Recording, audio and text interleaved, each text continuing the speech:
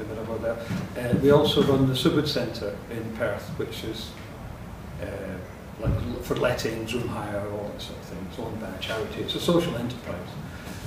This, what I'm going to show you, is something that if you like, was shown, and I've drawn it up as best I can, and I'll try and let the slides do the talking, if you like, but I will add in some details of things that you might not immediately see, like what's behind it, that sort of thing, thinking behind it. So, happy for it to start? please. Yes. Good. Thank you. So let's just see it. Okay. Okay, so what is your vision in this life?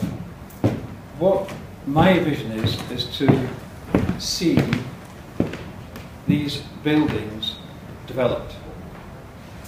Now, I wonder what you think those buildings would look like. The essential purpose of them is a visioning space, a place where you can go and just be yourself, connect with your inner self, your true self. It wouldn't be in a way in some remote place.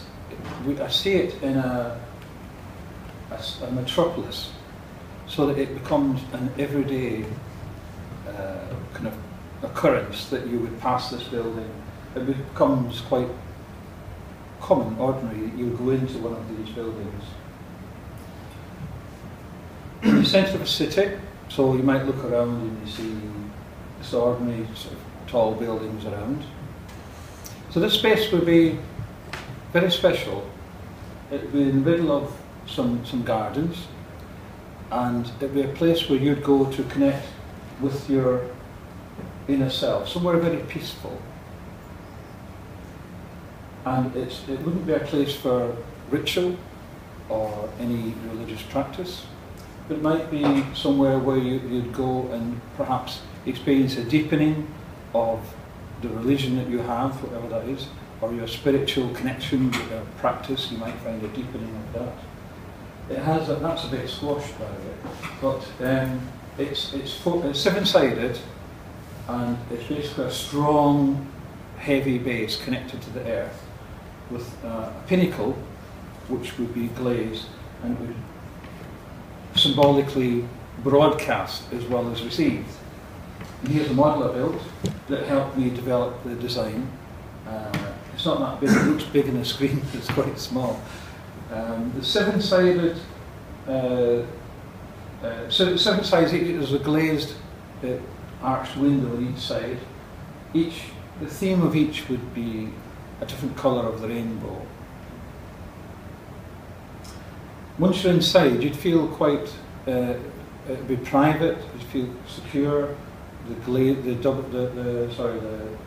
stained glass would be restful, abstract. It wouldn't relate to anything that you would maybe conceive as stained glass. Inside, people would just maybe stand about or sit about. As I say, there would be no ritual in there. Just you'd go in, just you, and connect with your true self. So there'd be no expectations. You might look up to the lights and sit about and just connect.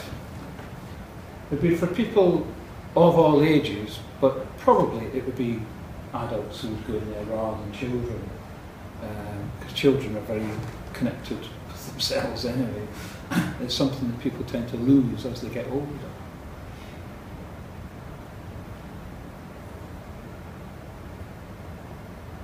The idea is that the building embodies this energy that you connect with. So it's not that you go to practice a ritual or something you've known before you come in. The gardens it's set in is very important.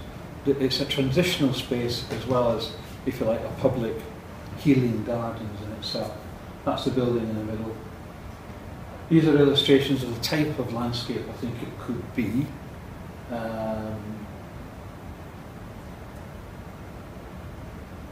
A natural landscape, not, well, it's man-made, but not formal gardens like municipal flower beds or something. Maybe Japanese style. Place to play for adults and children.